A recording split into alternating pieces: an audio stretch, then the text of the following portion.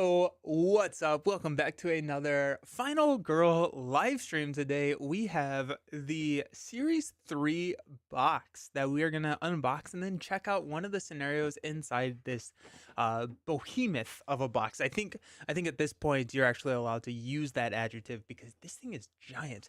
I also love the colors. So one of my other season 1 boxes here, which has the nice like eerie blue. I don't have the season 2. I have everything from season 2, but I don't actually have like the big box from it.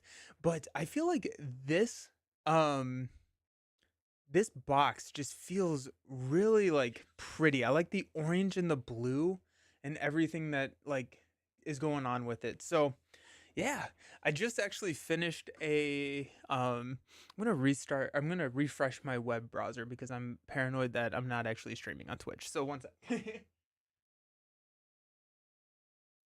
Twitch has this weird bug where part of it will say, yeah, okay, cool, we're good. Part of it will say that I am live, and then part of it will say that I am not live, and so I never know which one to trust. So, you think after 500 of these, you just know that it's actually working. I can see you on Twitch. Hey, the Shibi, how's it going? I'm glad. I'm glad.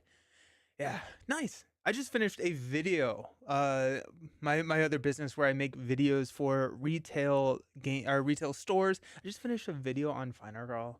And so I've had this on my table for the last couple of days. And it's such a fun game. And I think the video turned out.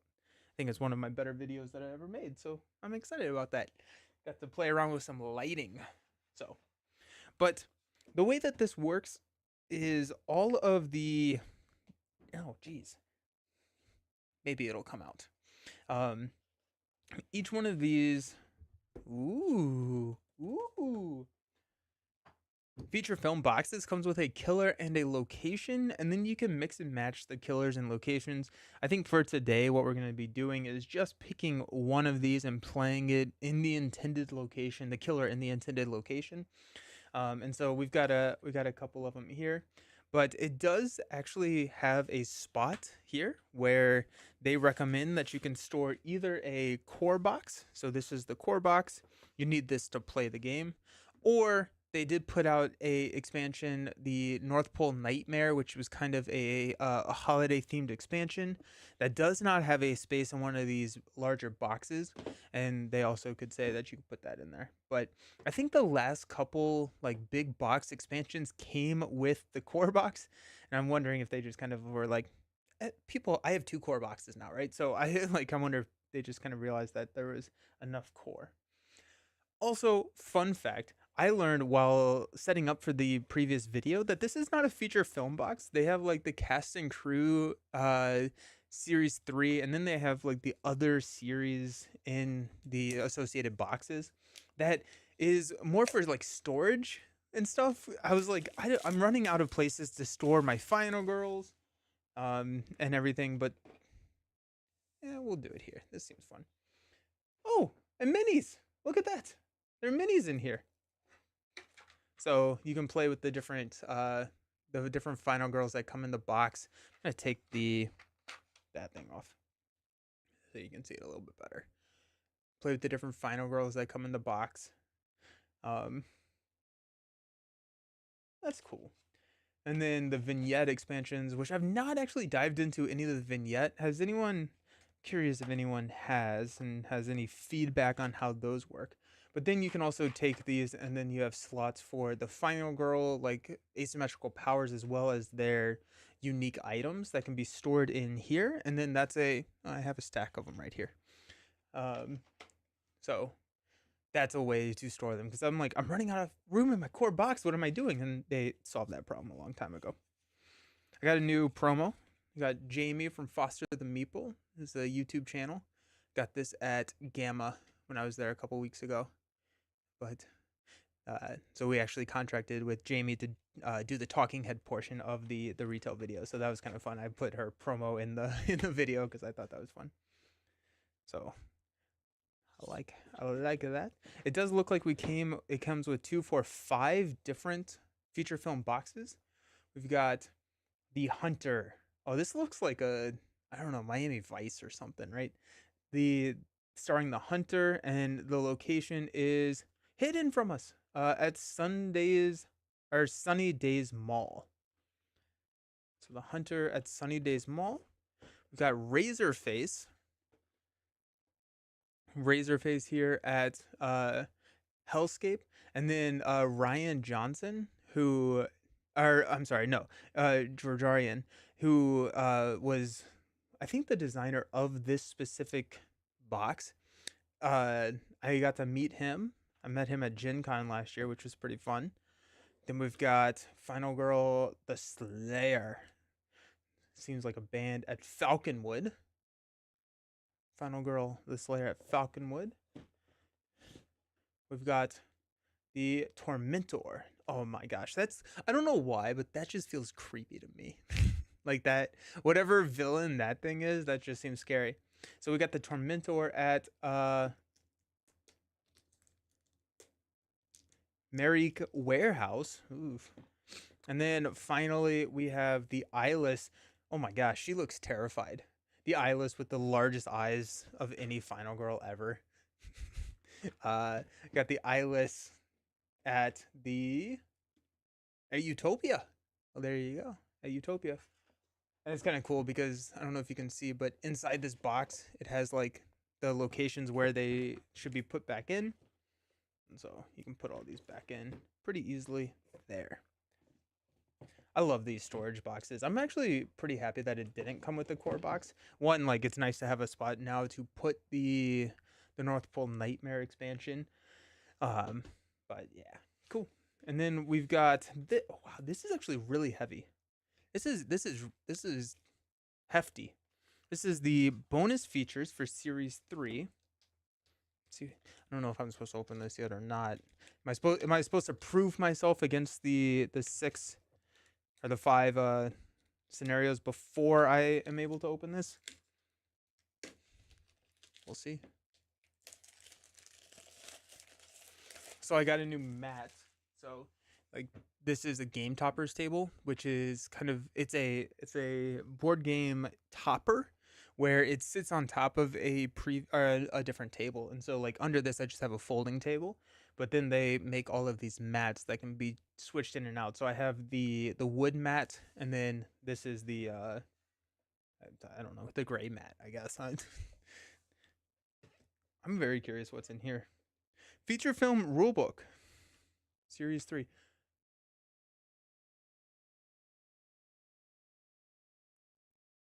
Oh, they have all the rules. Okay, actually, I I need to look at some of these other ones more, because these are the rules for the individual.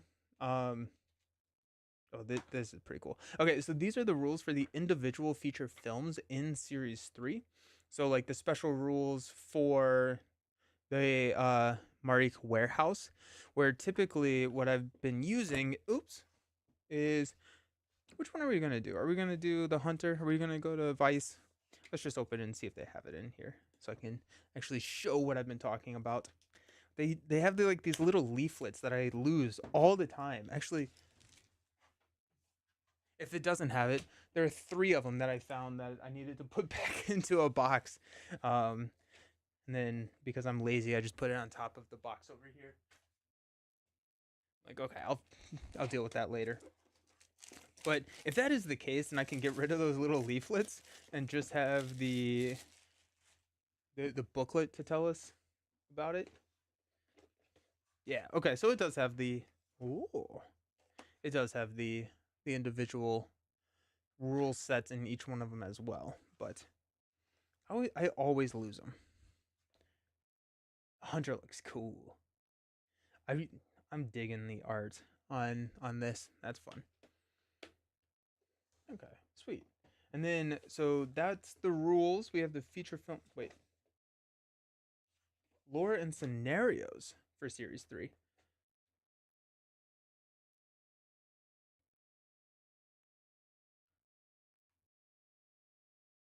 Huh.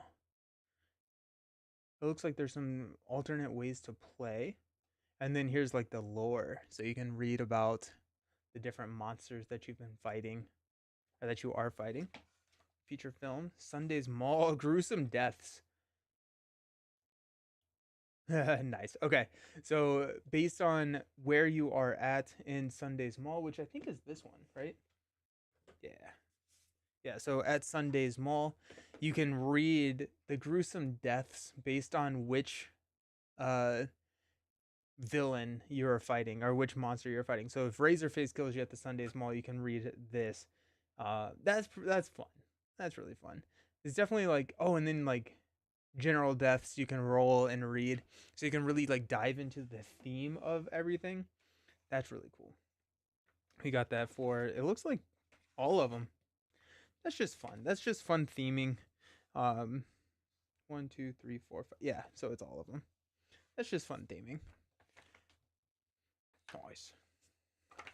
As we're gonna go back in there, we'll keep Sunday's Mall out so we can read it, see what's going on. I think the bonus feature, this like bonus feature box, is in all of my other, are in this series 1 box, so I assume that that's just in there. I just haven't opened it. I was thinking that it was like expansion content, way to expand on the previous things, and I just haven't like dived in too much with everything in like the series 1 box, so I just haven't opened it. Hyped for Final Girl. Did you also see the new Kickstarter for Ashes? I did not, actually. So the new Kickstarter for Ashes, I got a note from Team Covenant, which is where I get all of my Ashes content. I'm just like subscribed, and then they just send me stuff and charge my card, which is a very dangerous place to be. They said that there were some changes coming, but I didn't dive in too much of what those changes were. And so, from what I understood, it didn't change too much of how it's currently played. Is that right? That's interesting, though. I'll definitely check it out. I didn't realize there was a Kickstarter. And we've got the Final Girl Special FX Crate. Now, typically, or at least in the last two, that slot has been taken up with some game mats, and so I'm interested to see what's in this box. It's a new core set, adds 2 magic types, and includes solo. Trapid, how quick does Final Girl play? Uh, Based on how good you are, it does answer. I would say my average games are around a half hour. If I'm streaming, maybe 50 to 60 minutes. If I'm not streaming, I've died within 5 minutes before, and then I've also, I think the longest I've played is about an hour. That was fairly, that was out of the ordinary. It's a very quick game. When I first got it, I thought it was like a 2 hour long game. I don't know where I got that notion from. I was just like, Final Girl is gonna take me hours to play, and it's just like, no, it's like a 20-minute, like super easy to set up. Like if like just pop it off and then you go. So it's they've definitely made sure that the game is easy to or is very accessible. It's a new course that adds 2 magic types and includes solo. So when it says it includes solo, is that an expansion on the Red Rains, or it has Red Rains as part of the box? Is it like a new Chimera? That's cool. I have a lot of Ashes. I ordered a lot of Ashes, so I do need to break it back out and bring it back out on stream. So I'm excited about that. I have a little bit of time. I have a month and a half or so before my next trip, and I am so happy about that. Oh, I've been traveling so much. I think it just offers it in the base game instead of asking players to drop for it. I love that. I mean, like, I think that's a really smart way. And what that tells me is that they've seen a lot of success with Red Rains, which probably means that we are going to see more support of it in the future. I'm here for it because I think it's a really solid solo. So the special FX crate. Does it tell us what's in it? Good. Might be surprised. Accessories and guest stars. Ooh. Alrighty. So no. Oh, and then guest star miniatures. Oh, cool. Okay. So I wonder if these are like the promos. So I guess like I do need to disclose that this is a review copy. I did the whole thing where I backed it on Kickstarter, and then I completely forgot to fill out the pledge manager. And so I paid for it, but I never got it, so they sent me a review copy. So oops. It looks like they're calling them Dragonborn instead of Chimera. Honestly, Plaid Hat is one of the most consumer-focused big companies. They're great to their fans. 1000% agree. Okay, cool. Dragonborn instead of Chimera. I like that. I think I like that a little bit more. I think Chimera Chimera is not as broad of a term that I would use to describe as Dragonborn or as a Chimera. Dragonborn feels a little bit more like out there. Let's see the guest stars. See if there's anyone we know in here.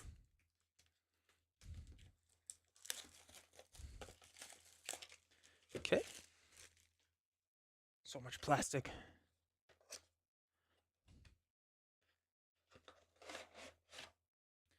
A character pack for Final Girl. So this is Caroline's Revenge. And then Grandma's Grudge. We got the vehicle card reference. Okay. Oh, we've got the special weapons or special items, I should say. And these are oh wow, there's a lot of them in here. Then there's a couple of events. But the special items you can only open once you beat like with Paula, who is Paula Deming, one of the um promos. Once you beat a scenario with Paula, you get to open this and it's going to kind of like lean into what they are good at. Oh, I went to the dentist this morning. My like ugh, just always so tired after the dentist. Then we got some promos. We got Jamie. This is getting out of hand. Now there are two of them. So Jamie from Foster the Meeple, Paula from Paula, uh, Angie's, Lila, A Will to Live, Bribe, and Combo. I'm actually not 100% sure. Oh, these are signature action cards for different characters. Now that's pretty cool. And so it looks like the Will to Live. I wonder if one of these will tell you. Choose a signature action die from out of play and take it into your hand. So that's, I think, whenever you flip, whenever you save that last victim, you can flip and choose one of these. So, like, the Will to Live is add 2 health to the token, even if it's blank. Add 1 health to the token, even if it's blank. You are dead, regardless of any hearts on the table. Oh, okay, well, there you go. That seems a lot. Choose 2 action cards. In the order you want to resolve them, use the result of a single horror roll to resolve them in that order. Oh, cool. That's fun. And it looks like you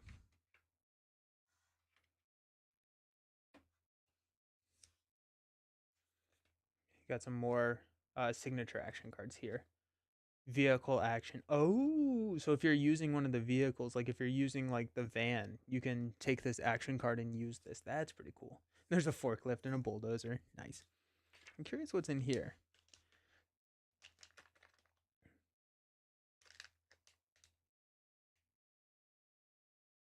I think this feels like a Final Girl that has turned monster. Is kind of what the vibe that this is giving me. Like Caroline's Revenge. Um, it has like that looks like the manor, the warehouse manor, warehouse, or the poltergeist where they fight. So I'm curious if this is like a way to modify that scenario at all. Attuned items, psychic attack. I have no idea what this is. Oh, there you go. Okay, sweet. It has rules. Nice. So she has returned. This time she isn't hiding, she is hunting. Her psychic abilities have attuned, and she is now ready to send Helen Creech to Limbo. So Creech Manor is what it's called. So yes. It requires the final core box and a feature film box to play. And then it has just like special setups and more ways to modulate the game. Okay, that's really cool.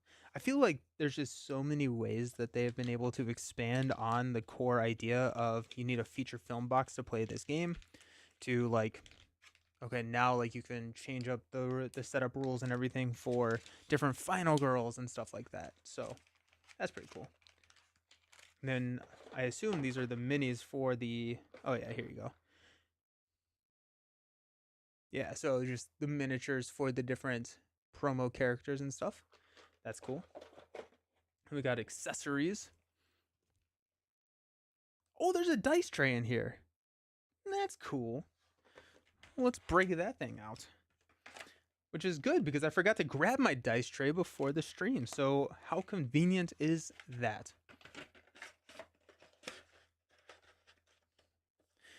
Has anyone played Season 3 yet on their own? I think it's relatively new. The reason that I realized that I didn't fill out my pledge manager is everybody else was starting to get it. I was like, wait a second, why am I not getting it?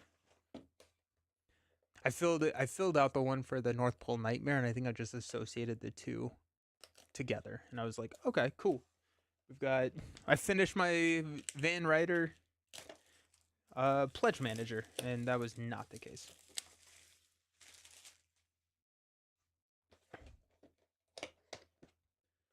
Alrighty, cool. So we've got a Final Girl dice tray. Now this will unbutton and lay flat, so you can fit it into any bag or anything like that. This is like I don't know if it's actually leather, but it feels like a leather type situation. So that's cool.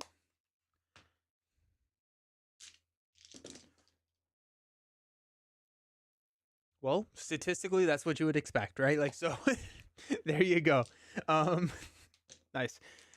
We got a supplemental game mat. Sorry for all the crinkling.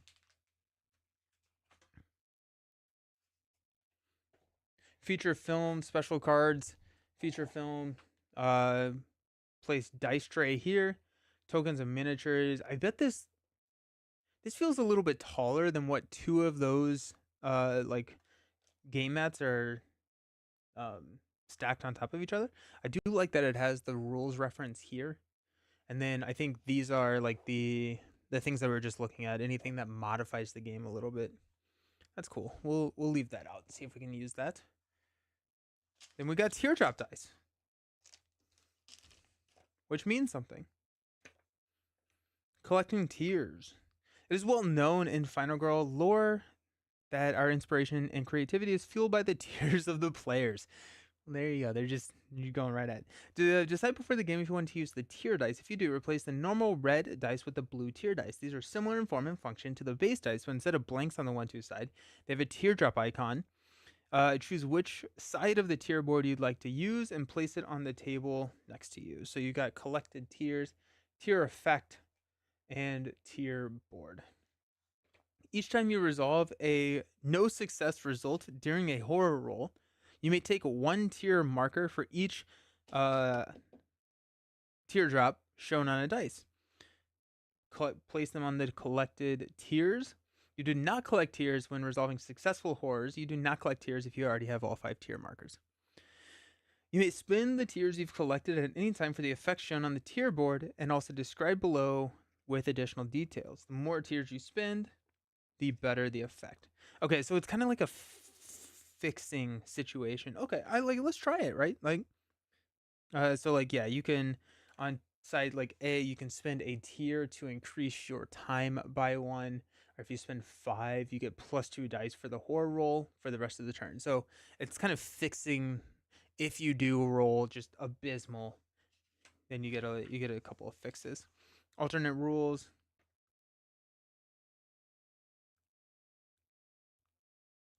Nah. We'll just play with the standard rule set. That's kind of cool. I like that. That's pretty cool. I'm gonna keep that out here. Let's play with the tiers of their consumers. Oh no, that's upside down.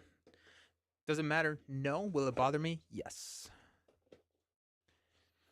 I don't use the miniatures for. I think I have almost every miniature. Hey, Bessie, thank you so very much for the subscription.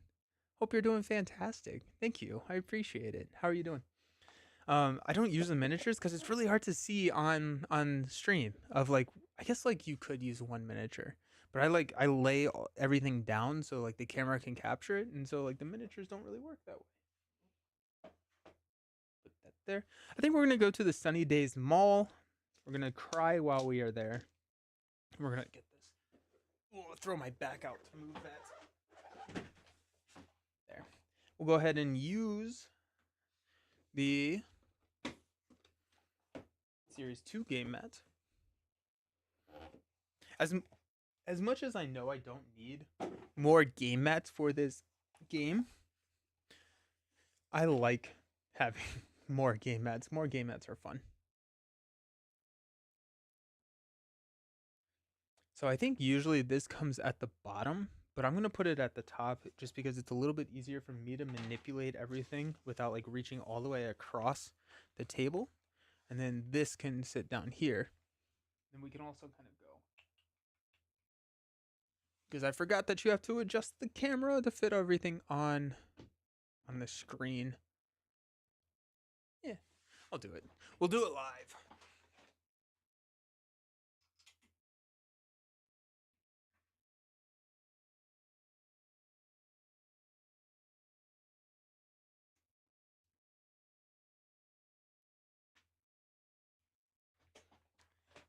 Robert says to mix it up, use a different killer or location. I'm down. I'm down. I'm kind of vibing with this. That'll stop shaking here soon. With the Sunny Days Mall, so I'm down to use a different killer. Do you have a suggestion? You have a suggestion. There's so many things happening. So many things happening. I'm going to this actually. Yeah, no, look at that. It is the right size. I'm gonna move this over here.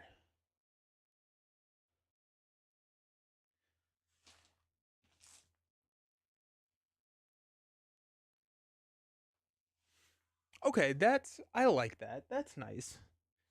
My dice tray goes here. Sick. Sick. I think that's the only thing that I'm using this mat for right now, but heck yeah. Oh, and it has a current hand. That's cool. So you have a spot to put it down. Okay.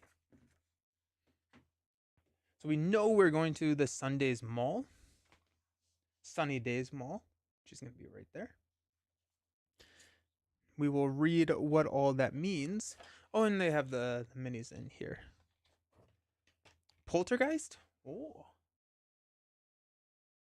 Let's do... I'm going to try one from season 3. I'm going to try one from season... Oh my gosh, there's a lot of things.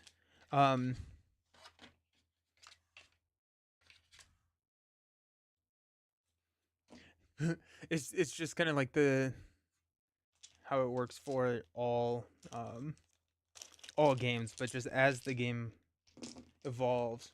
I like these dice. As the game evolves, it just gets more and more component heavy. The Tormentor. Love it. Alrighty, cool. Hunter Sunny Days was definitely the most rules overhead from season 3. Fun. Oh, really? Was it? Hey, Red Leaf, how's it going? Do you recommend starting with a different location for the Tormentor? Because like I feel like I will. Let's do a different location, mainly because I don't want to spend a half hour learning all these rules on stream, because that seems kind of boring to watch. So what we'll do is this the hunter? Yes. Okay.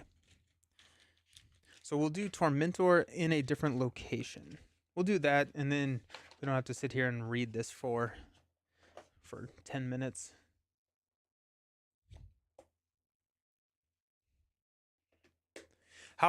So Red Leaf, have you played a lot of season 2? What are your overall thoughts on it?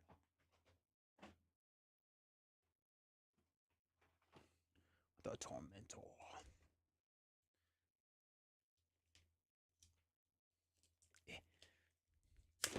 You think that when I set up for an unboxing stream, I would put like a knife or scissors within reach, but I will never learn. Okay, so we got the Tormentor. This is just creepy. Oh my gosh, wow. They bloodlust out quick. I played all of season 3 about 3 times each. The Tormentor is your favorite? Oh, sick. Okay, nice. Nice. Killer board goes there. That's awesome. Okay, that's really exciting. Oh my gosh, what is that? The Razor Maze. That's horrifying. Oh, okay. So yeah, this is Saw. I see what you're saying. Yeah. So these are all like the traps that you could put in. Ugh. Electric Cage, the Slicer, Super Saw, Infestation Box, Swinging Blades, Drowning Tank, Reverse Bear Trap, the Guillotine, Temple Drills, and Firework Target. Yikes. Cool. Alrighty. You have not mixed and matched the killers and locations yet. Cool. Alrighty. Alrighty. Let's see what we got. The mini here for the Tormentor. Let's see if we can get that to focus. Yeah. Just gotta like drill there. That's kind of crazy. So special setup. The Tormentor does not start on the board. Okay. As per normal rules, keep the setup card face up above the location board for future reference. Keep the remaining setup cards nearby. Do not return them to the box. Oh, that's going to be cool. Is she going to be popping in and out? I'm here for it. I am here for it. Shuffle the victim death trap cards and place the deck face down in the play area.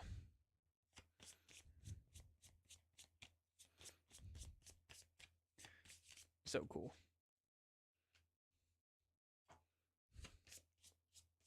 Place a victim in the space where the killer would start the game. All right, let's figure out where we're actually playing.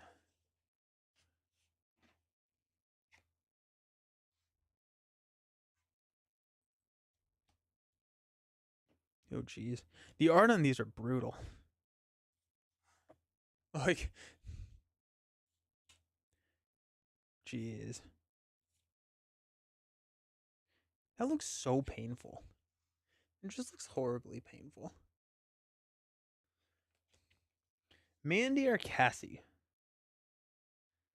Let's go with Cassie.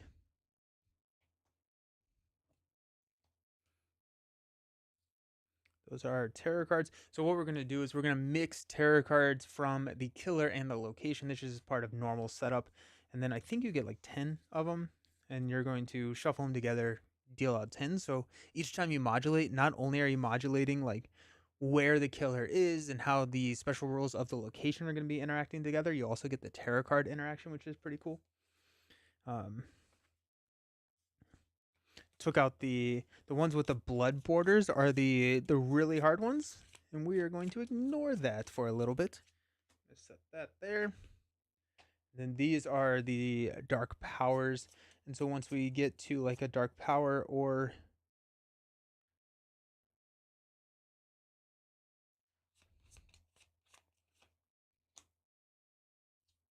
I think, yeah, the final countdown. That's when that comes in. Alrighty. The Tormentor will not appear until the finale is revealed. Oh, that's cool. Okay, so when the finale is revealed, that's when the Tormentor comes into play. That's really, really cool, actually. I like that. I have so many things. There's so many things everywhere.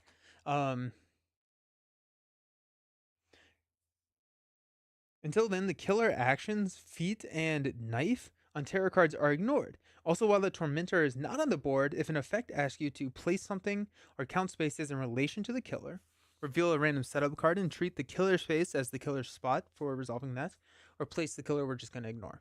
This one was very unique, trying to deal with the traps and stuff until the Tormentor appears. I'm pumped. This sounds really, really fun.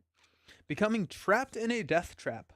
A death trap will be set when you see one of the above icons, which is like a gear. It's that icon right there. When these are all devious traps the Tormentor has prepared for you and the victims. When you are required to resolve a death trap, draw a death trap card from the appropriate deck, then place the matching death trap. Oh wait, shoot. Are these victim? Yep, these are different.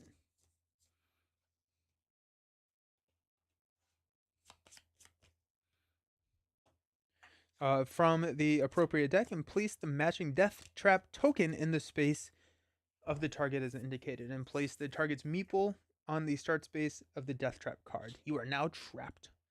Dun, dun, dun. Trapped subjects are never targeted by the Tormentor unless specifically stated otherwise. Okay. Ah. So those are here. Keep those off to the side. Trapped subjects may not move, ignoring all movement effects, including panic, with the exception that you may use movement effects towards the requirement of escaping a trap. While trapped, you may not play reaction cards, search, or perform attacks on enemies. If the card effect requires you to determine whether the trapped subject is considered to be a space on the game board, refer to the game ambiguity to determine how to best resolve it. If you're still unsure, consider trapped subjects to be off the board for that effect. Progressing death traps. I'm just going to look at one of these. They have swinging blades out here, so let's just find that. When you see the trap icon, which is like this guy here, that icon, advance the meeples on all death traps to the next space and apply the effects of the. Oh, okay, so it's like a countdown. That's pretty cool. Okay, so let's find swinging blades because that's the one that they have in the rulebook. Okay, so you start here. So since this is a victim, you're gonna place like the victim here, and then they're gonna progress through each one of these. That's cool. Okay, so whenever you see that, you're going to see that progressing death traps. You're gonna advance this, and you're gonna resolve that effect. So we're gonna increase the horror level here. Then we're gonna lose time. Horror level time, death.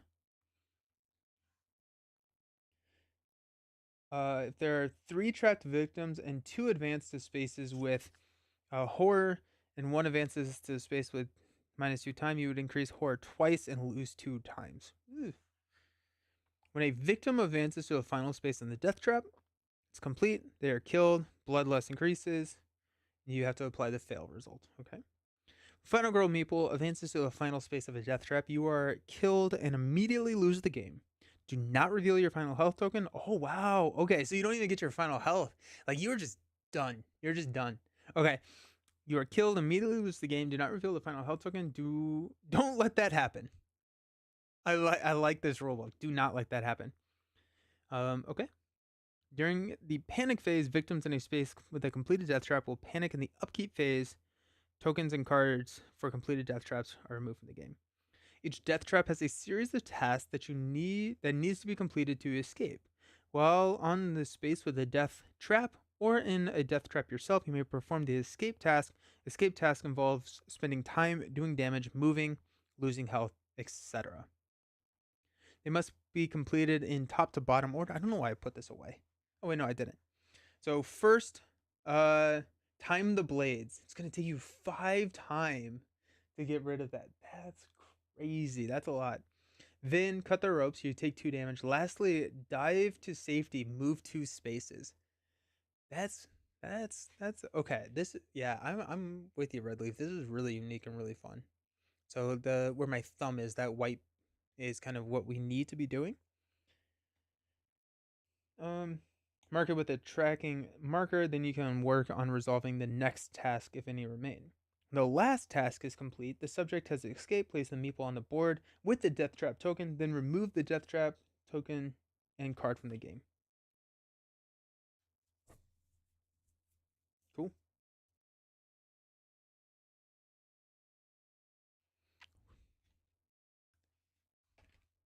Sick. Red Leaf, how did you find season 3 compared to the other seasons for you?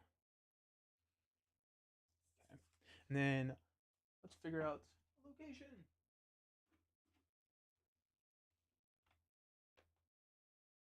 Let's go to Falconwood. The Tormentor is in Falconwood.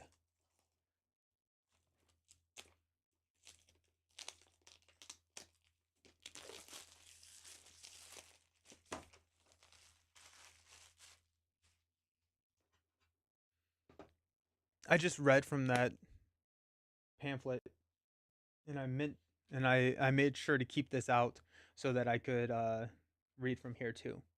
Oh, there's achievements in here too. Okay, for each different location and killer. Yeah. Okay, that's nifty. So like Falconwood, like your rules are here, and so everything that I just read about the Tormentor is in this book. But then they also have an achievement. So win a game of Falconwood, you're gonna check. That's pretty neat. I enjoyed season 3 a lot more thematically since I like a lot of the horror movies they're referencing, but a lot harder and more rules. Okay, nice. Harder because there are more rules, or just harder because they're more challenging scenarios. Oh, there's a 20-sided die in here.